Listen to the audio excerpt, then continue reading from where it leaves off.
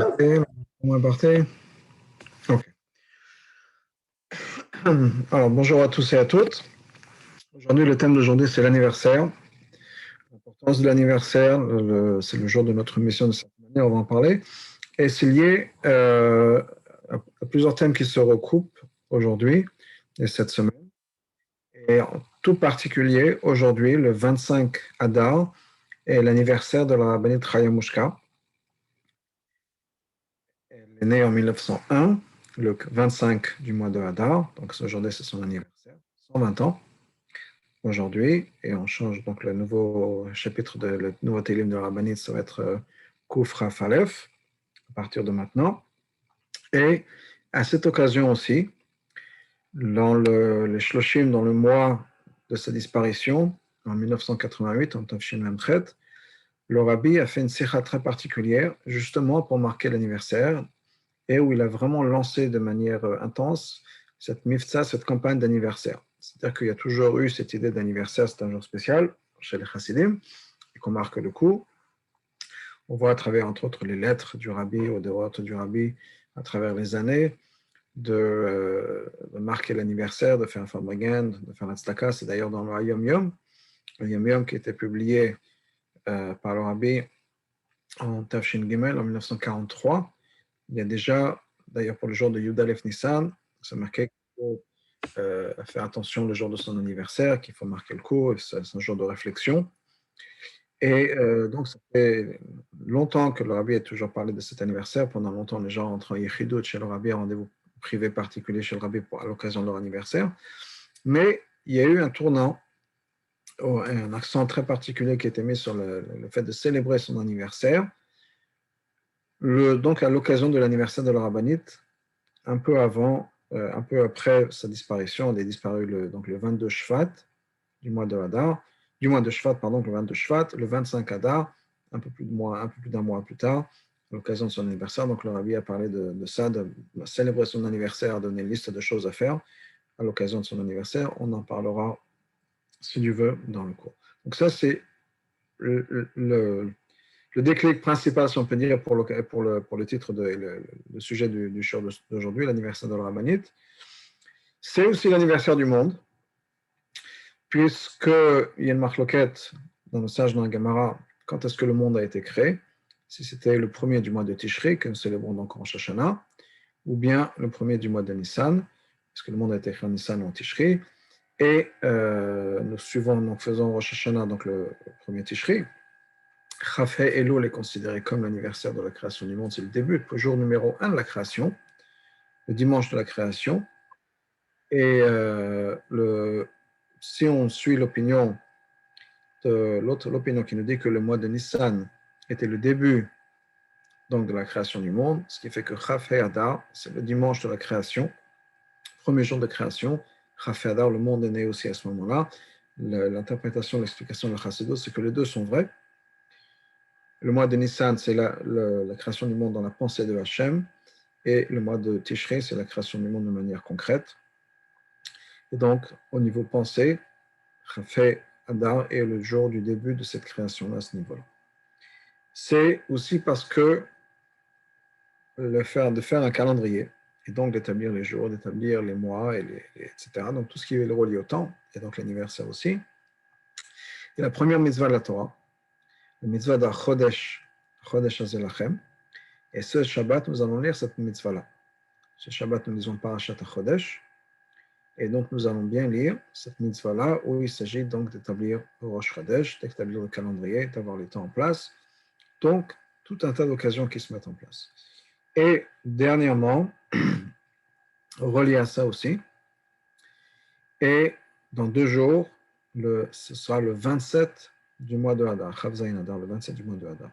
Le 27 du mois de Hadar, c'est le jour où, en 1992, le rabbi a fait une attaque cérébrale. Et à partir de ce moment-là, il n'a plus pu communiquer oralement avec ses chassidim. Et il y a une leçon sur ça. Il y a une leçon à partager, on va en parler tout de suite. C'est aussi au niveau de la date, pour donner l'image complète de ce qui s'est passé, 2 ans plus tard, le jour de Chavzaïn Adar aussi, encore une fois, le 27 du mois de Adar, le même jour. Le Rabbi a encore une autre attaque, et avec la partie de laquelle il est resté dans le coma jusqu'au Gimel Tammuz. Et un peu avant Chavzaïn Adar, le 27 du mois de Adar, la semaine qui précède Yud Shvat, donc on parle un mois et demi avant, un peu plus, la semaine qui précède Yud Shvat, le Rabbi a mentionné quelque chose d'important qui est le rôle des chassidim quand le Rabbi ne peut plus parler. Je rappelle encore une fois que Chavzaïn Adar, c'est le jour où le Rabbi donc, a eu cette attaque cérébrale. À partir de ce moment-là, il était plus capable il n'a pas pu parler, communiquer oralement. Et quelques semaines avant, le Rabbi avait parlé du fait quelle est la responsabilité des chassidim quand un Rabbi ne peut pas parler. Dans la Sikha, c'était rattaché au Rabbi précédent, puisque les dernières années de sa vie, le Rabbi précédent avait beaucoup de mal à communiquer oralement. Ce n'était pas clair du tout. Et le Rabbi donc a parlé de ça, c'était avant Yud Shvat, une semaine avant Yud Shvat. Quel est le message pour le chassidim quand un Rabbi ne peut pas parler? Mais dans toutes les années dont le Rabbi était Rabbi, il n'a jamais parlé de ça, uniquement quelques semaines avant que lui-même ne soit plus capable de parler. Et ce que le message, le Rabbi a parlé de ça, donc on parle de la paracha de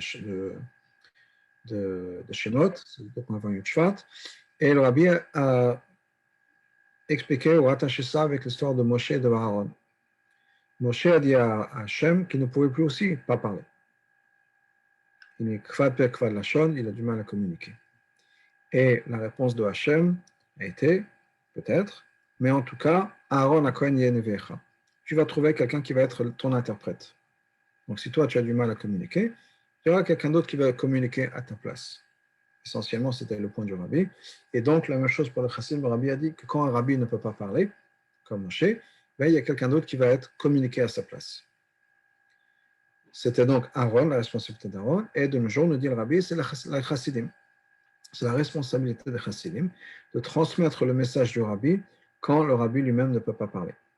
Donc, c'est aussi notre mission. Puisqu'on va parler de notre anniversaire, qui est l'anniversaire de notre mission aussi, puisque c'est l'anniversaire de la descente de la Neshama sur Terre, c'est aussi le moment de réfléchir à sa mission et comment est-ce qu'on transmet, chacun à sa façon, chacun à sa manière, chacun en fonction de ses possibilités, mais comment est-ce qu'on transmet le message de Hachem, le message qui passe par le Rabbi, aux gens qui sont autour de nous. Donc un jour de réflexion sur ça, puisque comme le Rabbi écrit dans la Yom Yom, le jour de l'anniversaire, c'est un jour de réflexion, un jour où on a besoin donc de réfléchir au passé, de prendre des bonnes décisions pour le futur. D'ailleurs, ici aux États-Unis, quand le président Carter était président, et c'était quelqu'un qui, entre autres, avait répondu à l'appel du Rabbi pour l'éducation, faire avancer l'éducation, et une fois Yuda Alef Nissan, donc le président Carter a voulu appeler le Rabbi, et le Rabbi a fait transmettre le message et ce que certainement le président Carter allait comprendre, puisque c'était quelqu'un de religieux, que le jour d'anniversaire, ce n'est pas un jour où on va passer avec des coups de fil sociaux, c'est un jour de réflexion, un jour important, donc il faut réfléchir et cette espèce d'introspection sur notre passé et travailler sur le futur. Donc, on revient à l'anniversaire. L'anniversaire, bien sûr, comme on le sait, c'est le jour où notre Neshama descend ici sur Terre. Pourquoi le disent? C'est le jour où Hachem a décidé que le monde ne peut pas continuer sans nous et que nous sommes maintenant essentiels à l'histoire, essentiels au monde, et qu'il est maintenant à nous de rentrer dans ce monde-là afin de pouvoir commencer à mettre en place notre mission, accomplir notre mission. Donc c'est un jour important. C'est un jour où le moment où une personne est née est important aussi. Et je parle donc pas du fait qu'il faut marquer le coup après, mais l'influence du moment où une personne est née, c'est quelque chose qui est important. Chaque personne a son mazal, si on peut dire, qui vient attaquer le moment où on est né, l'influence qu'il peut y avoir sur le moment où on est né. Et d'ailleurs, dans la mesure du possible, les poskim nous disent de ne pas d'ailleurs précipiter un accouchement, prévoir un accouchement pour un moment particulier, parce que chaque enfant a son mazal, et c'est à Hachem de décider. et on ne veut pas intervenir en prévoyant pour une raison ou une autre un accouchement, une naissance par césarienne, etc. Il faudrait laisser les choses dans les mains de Hachem. Alors, bien sûr, il y a des fois, pour des raisons de santé, on ne peut pas le faire. Mais s'il n'y a pas de raison de santé, c'est juste pour le confort du docteur qui doit partir en vacances ou autre chose, il vaut mieux ne pas prévoir une date particulière pour un accouchement et laisser les choses se faire comme Hachem le voudrait. Donc, parce que c'est important, le moment où on est né, il y a une certaine influence sur nous, et donc c'est dans les mains de Hachem.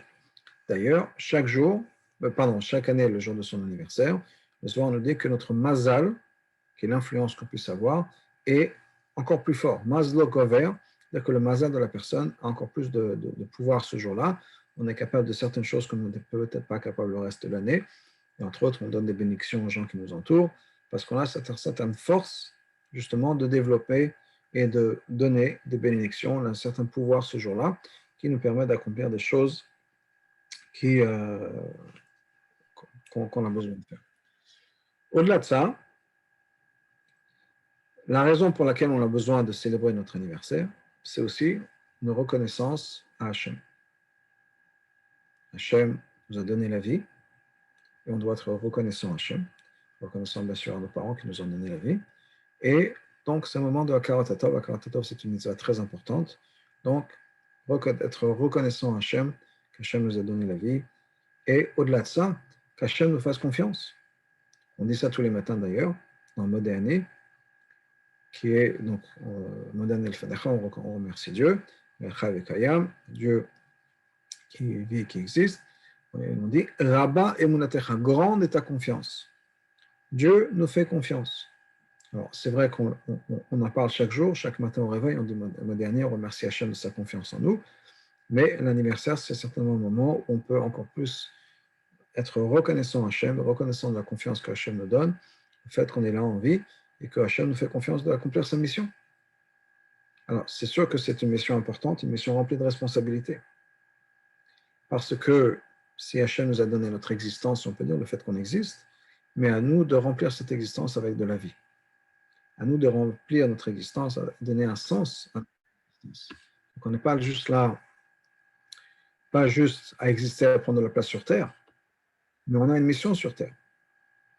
On est là pour une mission et on est là pour accomplir la mission que Hachem nous a demandée. On a besoin de réfléchir à ça. On a besoin de prendre conscience et de réfléchir. Il y a un auteur américain, Mark Twain, qui a dit qu'il y a 2 jours les plus importants dans la vie. Le jour où on est né et le jour où on comprend pourquoi. Quelle est notre mission? C'est-à-dire qu'on est descendu ici sur Terre, on est venu ici sur Terre pour une mission. Et on a besoin de réfléchir à ça. Donc, c'est pas, comme je disais, j'exprimais ça dans les termes d'existence et de vie. L'existence, ce que j'appelle l'existence, c'est le fait qu'on prend un certain espace sur la planète. La vie, c'est le sens qu'on donne à notre existence. Pourquoi est-ce que je suis là? Quel est le but de ma vie? Dans les mots du Admor Hazaken à quelqu'un, une fois quelqu'un qui est rentré en Yechidut, en rendez-vous privé chez l'Admor Hazaken, c'était quelqu'un qui à un moment avait beaucoup d'argent et qui avait perdu son argent. Et il s'était engagé à plein de choses. Donc il avait toute une liste d'obligations, toute une liste de choses pour lesquelles il avait besoin d'argent. Et il est rentré chez le Rabbi, il dit voilà, j'ai besoin de ci, j'ai besoin de ça, j'ai besoin de ci, j'ai besoin de ça, etc. Toute une liste de choses. Et le Rabbi l'a entendu, l'a écouté jusqu'à qu'il ait tout fini. Et après, le Rabbi l'a dit tu m'as donné toute une liste de choses dont toi tu as besoin. Et tu ne me parles pas des choses qu'on attend de toi. Pourquoi est-ce qu'on a besoin de toi? Quand ce chassid a entendu ça, il s'est évanoui. Ça l'a touché au plus profond de lui-même, de changer complètement ses perspectives des choses. Ce n'est pas les choses dont on a besoin. Mais pourquoi est-ce qu'on a besoin de moi?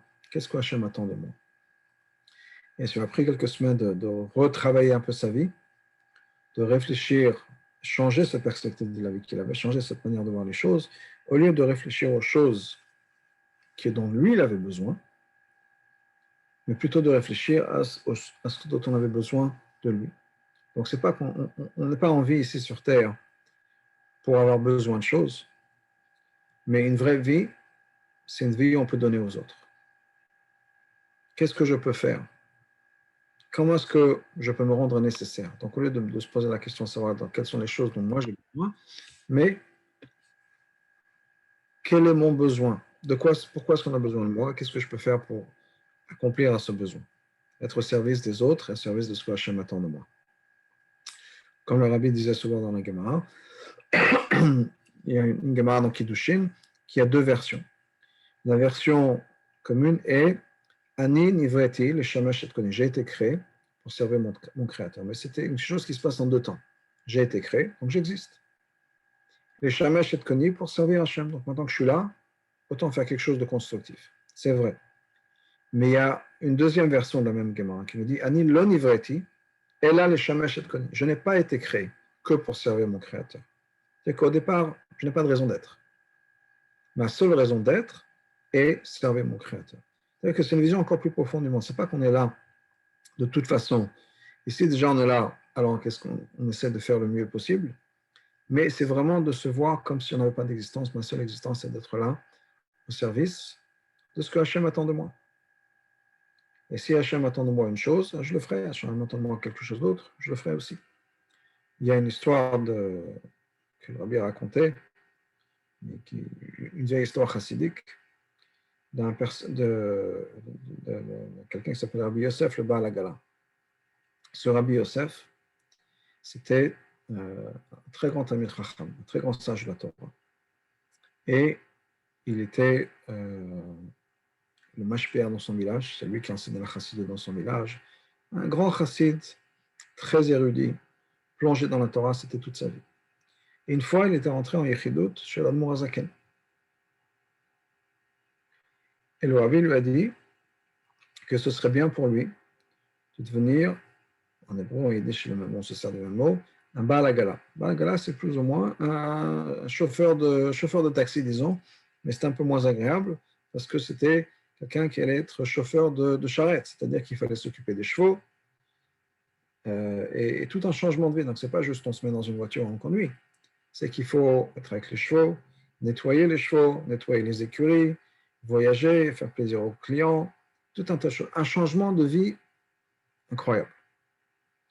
Donc, il était un peu abasourdi, disons, parce que le rabbi lui a demandé de changer complètement de vie.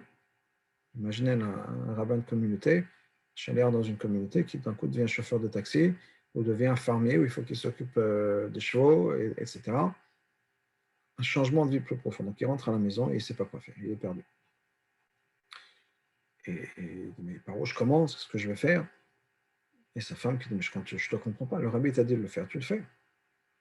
Et c'était quelque chose de difficile pour lui, de changer complètement sa vie, de quitter les Sfarim, de quitter l'étude de la Torah, pour s'occuper à nettoyer le fumier. C'est entre autres ça aussi. Et ça lui a pris beaucoup de travail interne. Et sa femme l'a poussé. Elle a vendu quelques bijoux qu'elle avait pour acheter un cheval et pour acheter une charrette. Et donc, il a commencé à apprendre, s'occuper des chevaux, brosser les chevaux, etc. Et les gens qui le regardaient, ils disaient, mais le type, il est devenu fou. Monsieur le rabbin qui commence à s'occuper des chevaux, mais le rabbin lui a dit, et il a fait, après pas mal d'efforts, il a fait. Et il a appris à graisser les roues et s'occuper des chevaux. Alors au début, il a reçu quelques coups de sabot. Et au fur et à mesure, il a pris le travail et il a quitté ses livres pour devenir chauffeur de taxi. Et ça a duré pendant des années. Jusqu'à qu'une fois, ils prennent quelqu'un qui lui a demandé de le transporter dans un autre village, ça peut prendre quelques jours. Et il a pris, ils sont mis d'accord sur la route, sur le prix, etc. Et c'était quelqu'un qui n'était pas religieux, un juif pas religieux. Et le matin, ce monsieur voulait partir très tôt. C'est Rabbi Yosef lui dit, écoute, désolé, mais il faut que je fasse ma prière d'avant. Donc il dit, bon, dépêche-toi, sinon je vais prendre quelqu'un d'autre. Bon, il a commencé à faire sa prière, il a pris son temps. Et entre-temps, ce monsieur est tombé malade, fiévreux, ce monsieur qui devait partir. Et il commence à délirer, non, vraiment pas bien. Et ce Rabbi Yosef a commencé à s'occuper de lui. Et il était là à ses soins, etc. Et au fur et à mesure, il l'a ramené à la santé. Et dès qu'il s'est réveillé, il est sorti un peu de son état délireux, il a dit, je voudrais emprunter les tefilines. Okay, il a prêté cette fille, il a commencé à faire la prière. Et petit à petit, il a commencé à lui raconter voilà, qu'il était juif et qu'il a tout abandonné le judaïsme. Et quand il a entendu faire sa prière, il a sur Rabbi Yosef faire cette fille-là, ça lui a ramené tout un tas de souvenirs. Entre-temps, il est tombé malade. Il a décidé, au bout du compte, de changer sa vie, de redevenir religieux. Et ce monsieur-là, Rabbi Yosef, le Balagala, l'a rendu religieux. Et un peu plus tard, après cette histoire, Rabbi Yosef est reparti voir le Rabbi. À cette époque-là, le Rabbi était le Balatania, l'Admor Azaken était décédé, c'était son fils, l'Admor Emsaï, qui avait pris la succession. Et Rabbi Yosef est parti avec ce monsieur-là qui avait fait Baal Tshuva, chez l'Admor Emsaï. L'Admor Emsaï lui a dit, regarde, mon père est venu me voir, et il m'a dit que tu as fini ta mission et que tu peux maintenant retourner être le Rav, le Mashpéa de ton village. Il a dit que c'était ta mission. Et donc, je raconte cette histoire pour justement une mission où il y a ce monsieur qui a dû tout quitter pour faire un Baal Tshuva. Une fois qu'il a fait ça, il a pu retourner à son étude à la Torah. Mais des fois, c'est un travail dur de faire sa mission. Il faut réfléchir exactement pourquoi est-ce qu'on a besoin de moi, même si ça peut être un peu difficile, de le faire, de réfléchir à la mission qu'on a. Et le jour de son anniversaire, c'est le meilleur jour, si on peut dire, on peut réfléchir à tout ça, réfléchir à notre mission. Est-ce que j'existe? Est-ce que je suis là, je prends juste de l'espace, si on peut dire? Est-ce que je suis une éponge aux besoins, j'absorbe, mais je suis là pour prendre, pour absorber les choses de la vie, pour consommer? Est-ce que je suis un consommateur de matériel, même de spirituel? Ou bien est-ce que je suis producteur? Pardon. Est-ce que je produis? Est-ce que je suis là pour donner aux autres? Et c'est une question importante à se poser. C'est encore une fois, on peut se poser cette question tous les jours, mais entre-temps, des fois, il faut agir. On n'a pas toujours le luxe du temps de pouvoir réfléchir à soi-même. Mais le jour de son anniversaire, c'est un moment pour réfléchir à ma vie. Est-ce que je prends ou est-ce que je donne? Est-ce que j'ai des besoins ou bien est-ce que je sers à aider les besoins des autres? De manière positive.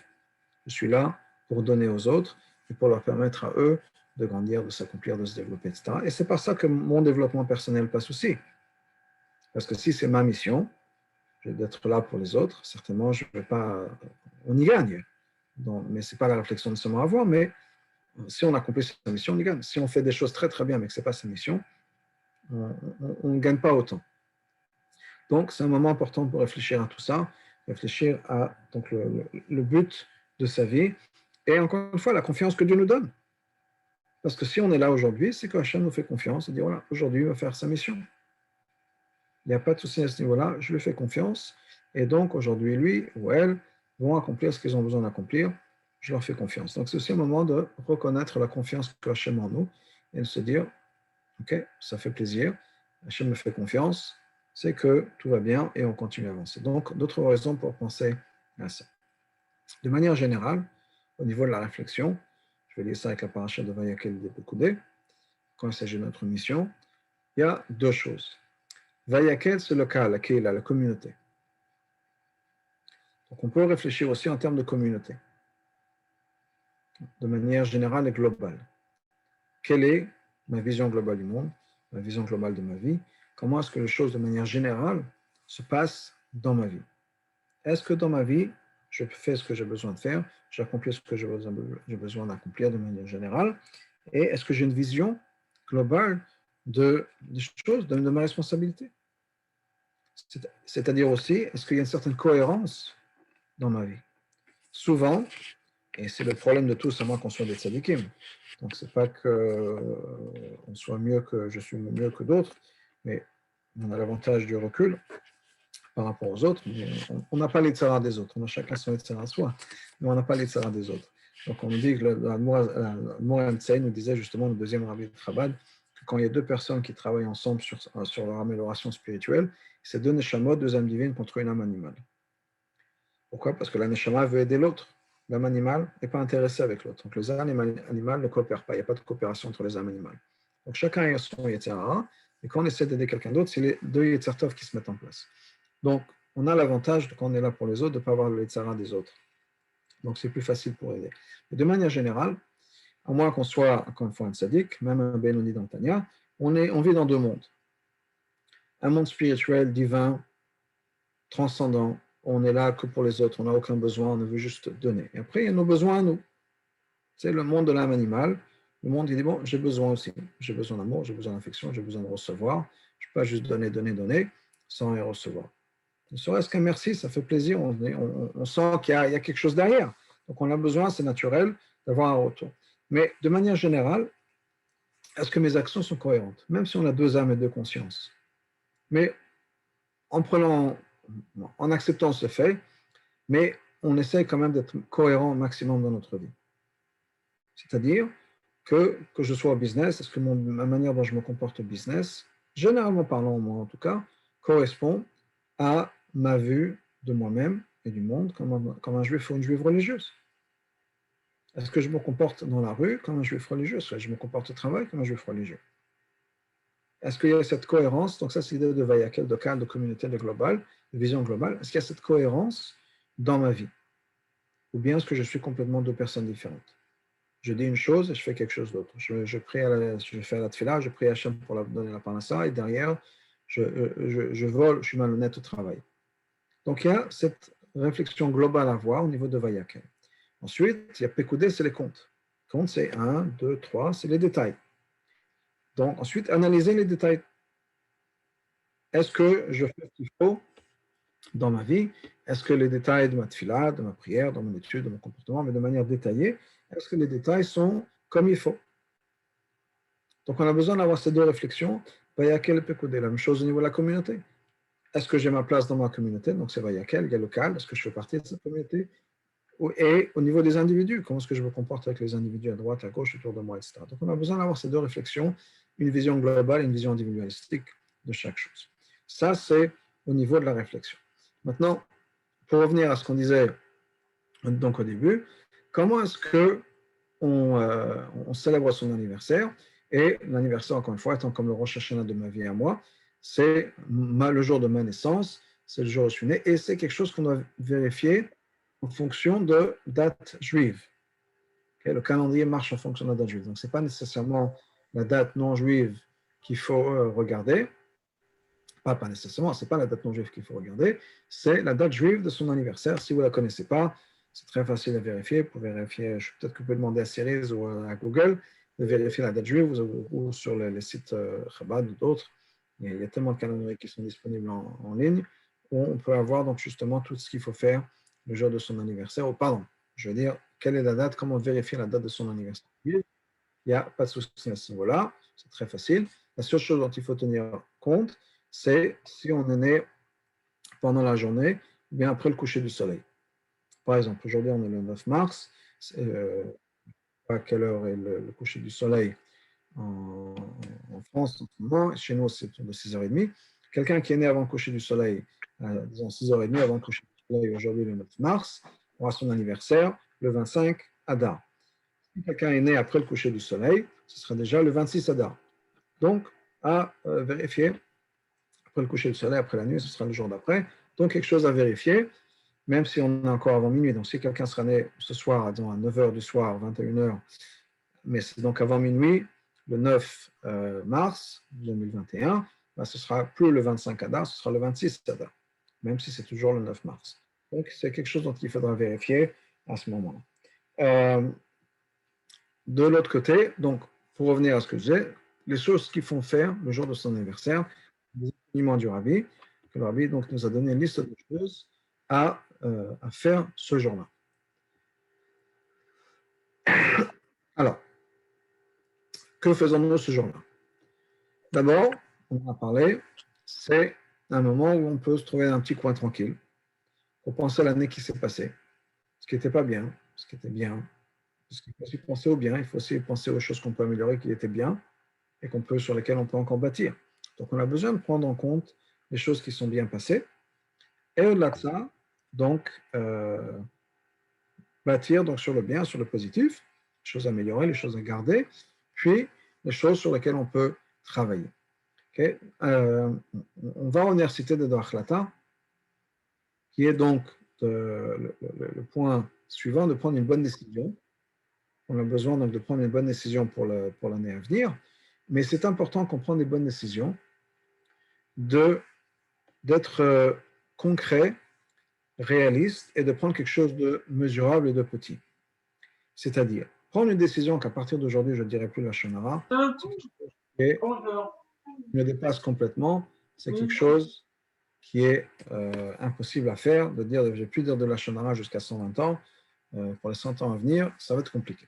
Donc c'est bien que ce soit quelque chose de mesurable, c'est-à-dire de prendre une akhlata pour une semaine, pour un mois, jusqu'à Yud Aleph Nissan, jusqu'à l'Akbomer, jusqu'à Pessah, en fonction de quoi il s'agit, en fonction du temps que ça va durer, etc. Donc quoi que ce soit quelque chose avec une durée de temps spécifique, comme ça, on n'est pas perdu à éternité, à prendre un engagement à une éternité. Ça, c'est quelque chose qui est difficile, parce qu'à partir du moment où on s'engage à vie, on a du mal à gérer, on a cette tendance à se révolter.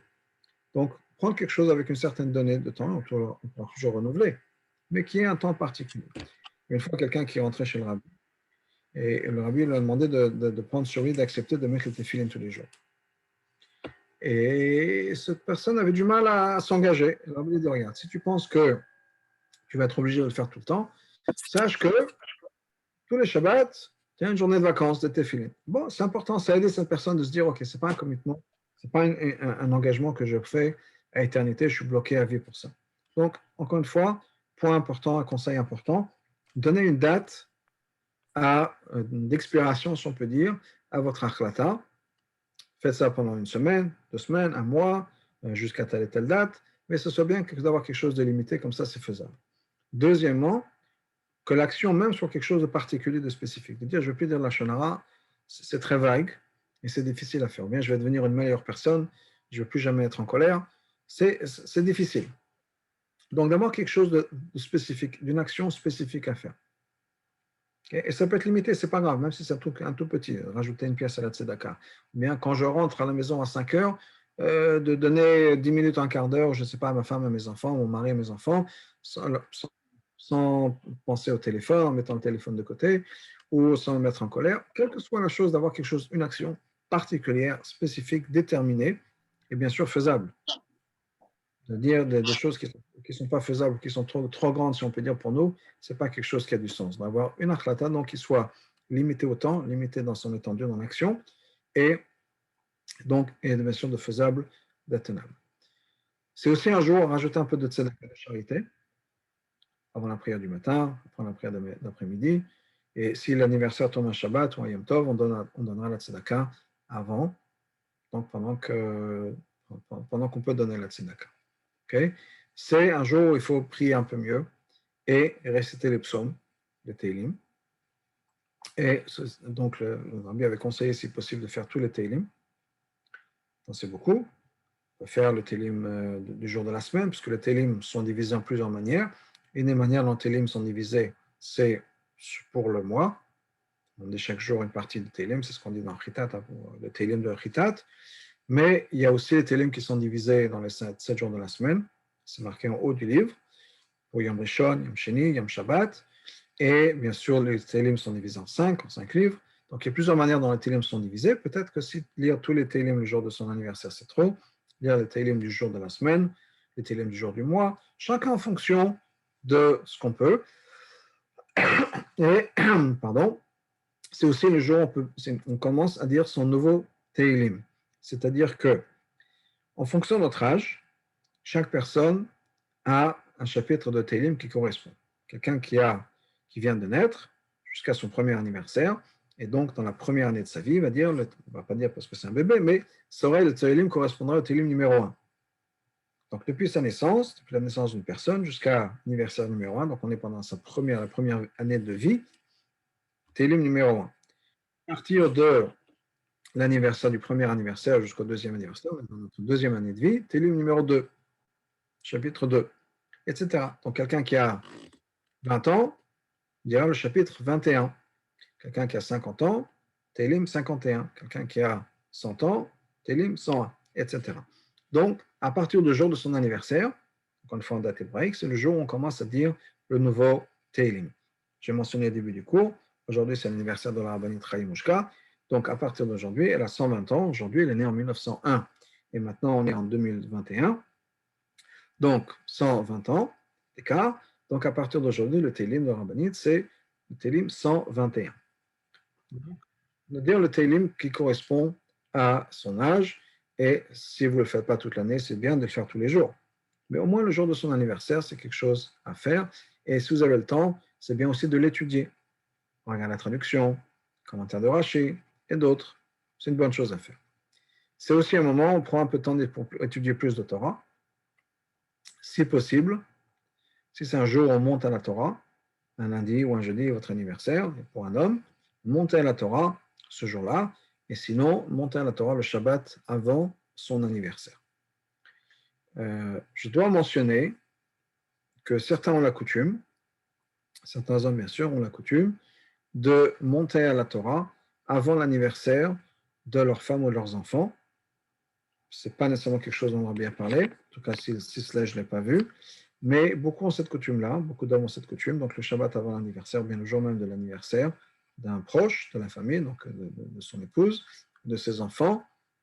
Bien sûr, si c'est des garçons qui peuvent faire encore monter à la Torah, une fois que les garçons sont bar mitzvah, c'est à eux de monter à la Torah, mais donc de faire ça aussi, de monter à la Torah ces jours-là.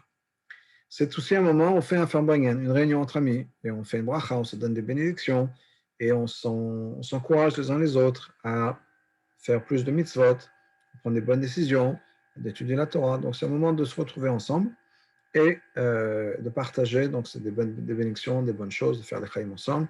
C'est quelque chose de très bien, une bonne opportunité.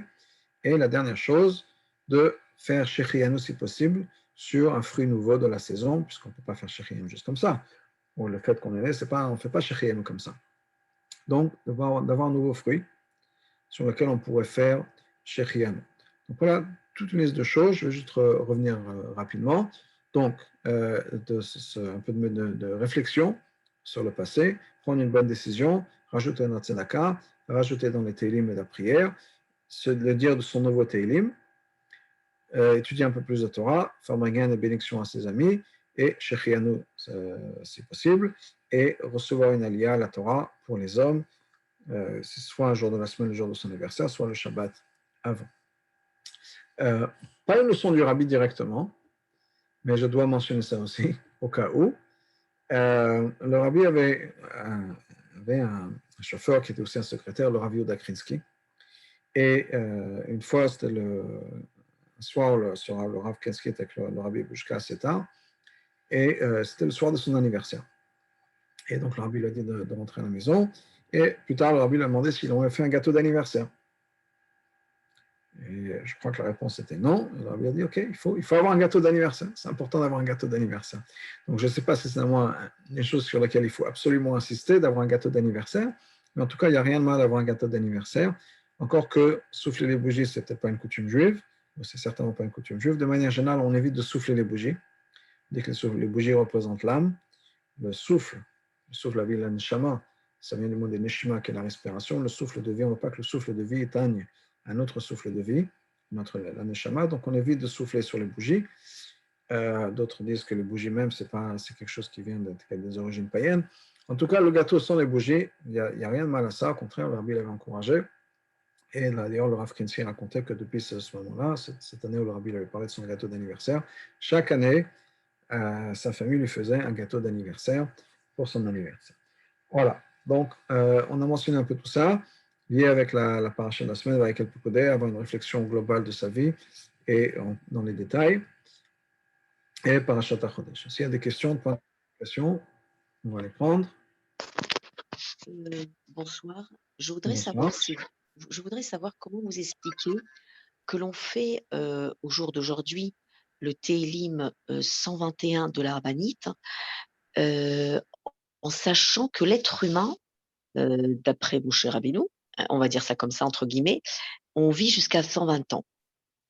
Est-ce que vous pouvez m'expliquer un petit peu ce processus? Parce que si on veut y aller jusqu'au bout, si on va jusqu'au 150, après le 150, quelle solution vous allez donner? Ok, bonne question. La question est un peu plus complexe que ça aussi, dans le sens où ça revient à savoir est-ce que le temps existe après la vie sur Terre? Est-ce que quand on parle de temps, est-ce que les années continuent d'exister? Est-ce qu'on vieillit, si on peut dire, à ce moment-là? Alors, la réponse simple est que oui.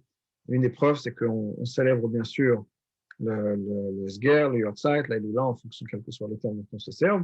Donc, chaque année, au moment arrive le moment du Yortzeit, le moment du Esger, on marque le coup quand il y a dette, parce qu'effectivement, même après 120 ans, même après la vie sur Terre, le Shama continue à progresser et à avancer, et donc cette progression, ça continue.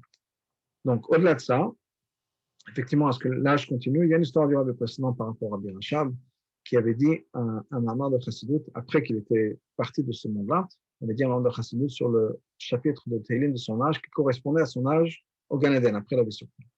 Donc, à ce niveau-là, il n'y a pas de souci. En ce qui concerne les 120 ans, les 120 ans sont effectivement, d'abord, ce n'est pas un absolu, puisque même à l'époque de Moshe, le frère de Moshe, Aaron, a vécu 123 ans. Donc, il n'y a pas un absolu nécessaire que la vie ne peut pas continuer après 120 ans. Mais, quel que soit le chiffre, que ce soit 120, 150, 180 ou autre, les 120 ans, si on prend ce chiffre-là, c'est uniquement le moment où l'âme est ici sur Terre, la vie qu'elle va passer ici sur Terre. Mais clairement, encore une fois, l'âme est éternelle, l'âme continue sa mission, même après. Maintenant, est-ce qu'on arrive après 150, qu'est-ce qui se passe? C'est une bonne question. Je n'ai pas nécessairement la bonne réponse, je vous dis ce que je pense. Que je pense qu'après 150, les gens qui sont ici sur Terre et qui ont un lien avec la Neshama, eux-mêmes ne sont plus là. Donc, on continue, les gens qui vont lire le Tehillim, c'est les gens qui sont liés à cette Neshama. Par exemple, pendant longtemps, les chassidim du rabbi précédent ont continué à dire le Tehillim des rabbis précédents. Je crois que je ne sais pas s'il reste encore quelques chassidim du rabbi précédent, peut-être qu'ils continuent encore, peut-être qu'ils auront commencé au chapitre numéro 1. Je ne suis pas sûr. Mais ma réponse comme ça, c'est que les gens qui vont continuer seront peut-être plus là. Maintenant, effectivement, peut-être qu'au-delà de ça, la réponse ce serait de recommencer le Tehillim à partir du chapitre 1. Je ne suis pas sûr de la réponse. Et si j'ai l'occasion, j'essaierai de regarder et de répondre par ce forum ou d'autres manières. Merci. Je vous Merci. en prie.